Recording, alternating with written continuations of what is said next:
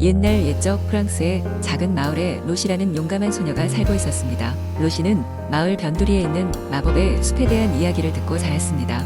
그 숲은 100여 년 이상 사람의 발길이 닿지 않은 신비로운 장소로, 그곳에는 7가지 색깔의 나무와 춤추는 꽃들, 그리고 말을 할 수 있는 동물들이 살고 있다고 했습니다. 로시는 항상 탐험을 좋아했기 때문에 어느 날 그 숲을 찾아 모험을 떠나기로 결심했습니다. 그녀는 조심스럽게 마을 사람들에게 묻지 않고 몰래 숲으로 향했어요. 숲에 들어서니 기대했던 대로 온갖 신비로운 광경이 펼쳐졌습니다. 나무들은 무지갯빛으로 빛나고 바람이 불 때마다 음악 소리 같은 잎사귀의 속삭임이 들려왔습니다. 로시는 숲을 더 깊이 탐험하다가 길을 잃고 말았습니다. 그 순간 로시는 말을 할 수 있는 작은 여우를 만났습니다. 여우의 이름은 올리비에였고 그 숲의 수호자 중 하나였습니다. 올리비에는 길을 잃은 로시를 돕기로 결정했습니다. 이 숲에서는 겉으로 보이는 것에 속아선 안 돼, 모든 것이 서로 연결되어 있거든 라고 말하며 로시에게 숲의 규칙을 가르쳐 주었습니다. 로시와 올리비에는 함께 여행을 하며 다양한 도전과 놀라운 경험을 했습니다. 불꽃을 내뿜는 나무를 건너야 하는 순간도 있었고, 호수에 해파리가 비치는 보석길을 건너기도 했습니다. 그리고 그 과정에서 로시는 자신의 내면에 숨겨진 용기와 지혜를 발견하게 됩니다. 마침내 로시와 올리비에는 숲의 중심에 다다르게 되었고, 그곳에는 마법의 샘이 있었어요. 전설에 따르면 이 샘물은 사람의 마음속 소원을 이루어주는 힘을 가진다 했습니다. 로시는 잠시 망설였지만 결국 마음속으로 가족과 친구들이 항상 행복하고 안전하길 바라는 소원을 빌었습니다. 이 소원이 이루어진 건지 알 수는 없었지만 로시는 숲의 출구로 나가는 길을 찾을 수 있었고 무사히 마을로 돌아올 수 있었습니다. 이후 로시는 숲에서의 모험을 통해 배운 중요한 가르침을 마을 사람들과 나누며 그들의 삶에 긍정적인 변화를 가져왔습니다. 숲의 비밀은 여전히 많은 사람들의 상상 속에 남아 있었지만 로시에게는 그곳이 단순한 전설 속 장소라기보다는 진정한 내면의 성장을 이루게 해준 중요한 장소가 되었습니다. 그리고 로시는 여전히 종종 숲의 가장자리에 서서 언젠가 다시 그곳을 방문하리라 다짐하며 숲의 신비로움을 그리워하곤 했습니다.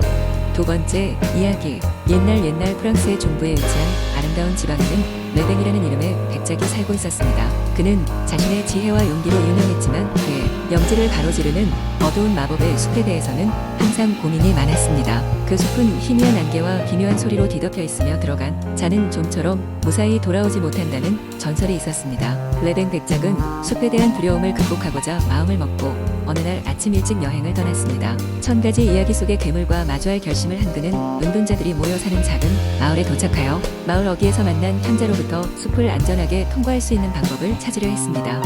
현자는 레뱅에게 숲의 심장이라고 불리는 고대의 돌에 대해 이야기했습니다. 그 돌을 찾아 숲의 중심에 도달하면 숲의 비밀이 풀리고 안전하게 돌아올 수 있을 것이라 했습니다. 단돌은 마음의 고요함과 긍정적인 생각으로만 그 빛을 바란다고 경고했습니다. 레뱅은 현자의 말을 귀담아 듣고 숲속으로 들어갔습니다. 음산한 분위기 속에서 길을 찾던 그는 실로 다양한 생명체와 마주하게 되었습니다. 촉수가 달린 나무 유령처럼 하얀 사슴, 그리고 인간의 말을 알아듣는 까마귀까지 모든 것이 살아 움직이는 듯한 숲에서 빠져나갈 방법은 오직 현자의 말처럼 긍정적인 마음을 가지는 것뿐이었습니다. 첫날 밤 레뱅은 불안감에 시달렸으나 자신의 내면을 성찰하며 마음을 다잡았습니다. 한결 가벼운 마음으로 아침을 맞이한 레뱅은 길을 계속 나아갔습니다. 그러던 중 노루를 괴롭히는 커다란 뱀을 만났고 용기 내어 노루를 구해주었습니다. 노루는 그에게 감사를 표하며 숲의 길을 안내해 주었습니다. 여행을 계속하던 그는 다양한 생명체에게 도움을 줌과 동시에 그로부터 숲의 경이로움을 배웠습니다. 그리고 드디어 숲의 중심에 위치한 숲의 심장에 다다랐습니다. 고대의 돌은 마치 숨쉬듯 빛을 내뿜으며 레뱅에게 자신이 선택한 길이 옳았음을 증명해 주었습니다. 숲의 중심에서 레뱅은 자신의 두려움과 걱정이 얼마나 인위적이었는지를 깨달았습니다. 돌은 그에게 숲에 숨겨진 진실, 즉 이 세계의 모든 것은 연결되어 있으며 조화롭게 존재해야 한다는 교훈을 전했습니다. 이 교훈을 가슴에 새긴 레뱅은 숲을 무사히 빠져나왔고 그의 영지로 돌아가 새로운 시각으로 세상을 바라보게 되었습니다. 그 후 레뱅 백작은 마법의 숲을 찾아온 두려운 자들에게 용기를 북돋아주고 그들의 여정을 돕는 지혜로운 이로 자리매김하였습니다. 그의 이야기는 먼 훗날까지 프랑스를 넘어 많은 사람들에게 전해져 내려오게 되었습니다. 세 번째 이야기. 옛날 옛적 프랑스의 라벤더 향기가 가득한 작은 마을 프로방스에 로시라는 소녀가 살고 있었어요.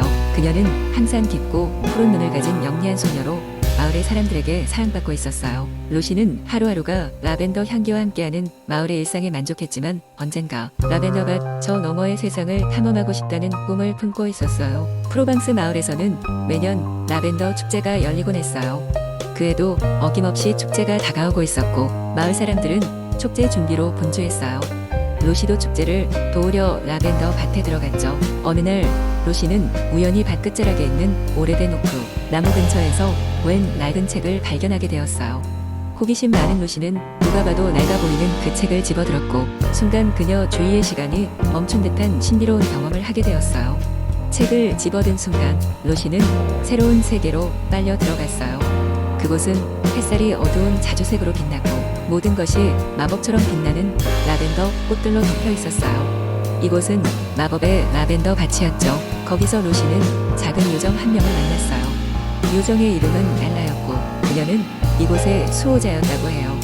엘라는 로시에게 마법의 라벤더 밭은 먼 옛날부터 존재해왔으며 그곳의 마법을 지키고 싶으면 지혜와 용기가 필요하다고 설명했어요. 로시는 거기서 많은 것을 배운 후 다시 자신의 세계로 돌아갈 수 있음을 알게 되었어요. 하지만 돌아가기 위해서는 엘라가 주는 3가지의 시험을 통과해야 했어요. 첫 번째 시험은 지혜에 관한 것이었어요. 엘라는 로시에게 신비한 수수께끼를 내었고 로시는 그동안 마을에서 보아온 것을 떠올리며 수수께끼를 풀었어요.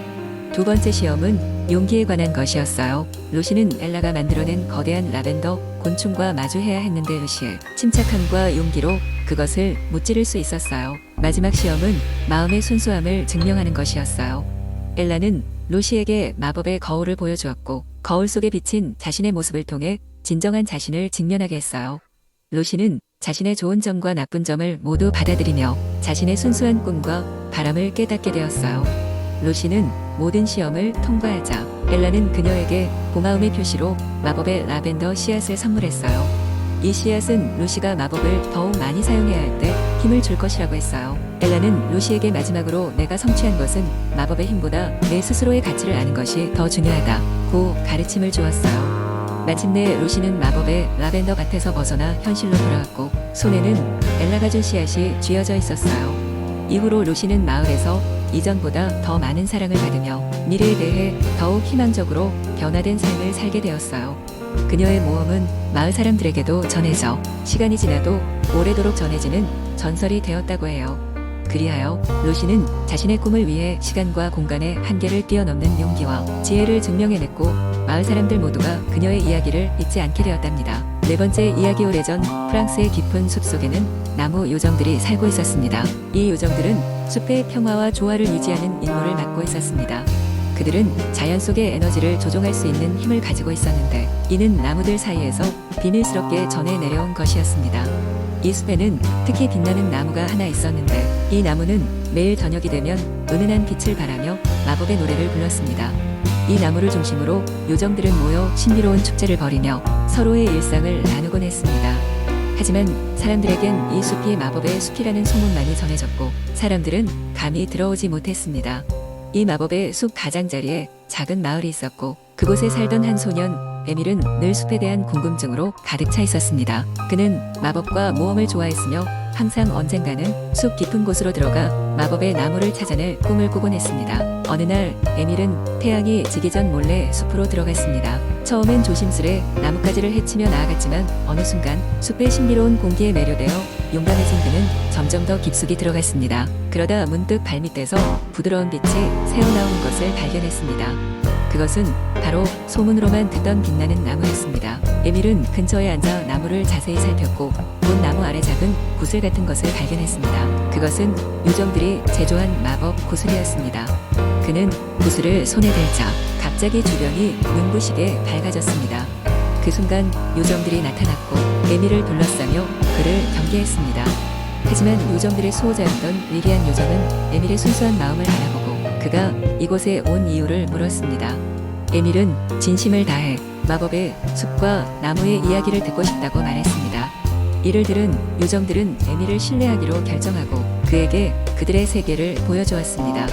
요정들은 에밀에게 마법의 비밀과 함께 숲의 조화를 이루는 방법을 가르쳐 주었습니다. 에밀은 요정들의 이야기를 듣고 숲과 자연을 아끼고 사랑하는 마음을 가지게 되었습니다. 요정들은 에밀을 마을로 안전하게 돌려보냈고 그는 자신이 본 것을 다른 사람들에게 비밀로 하겠노라 약속했습니다. 시간이 흐른 뒤 에밀은 마을에서 숲을 보존하기 위한 여러 활동을 시작했으며 이후 요정들과 사람들은 서로의 존재를 인정하며 함께 자연을 가꾸고 보호하였습니다.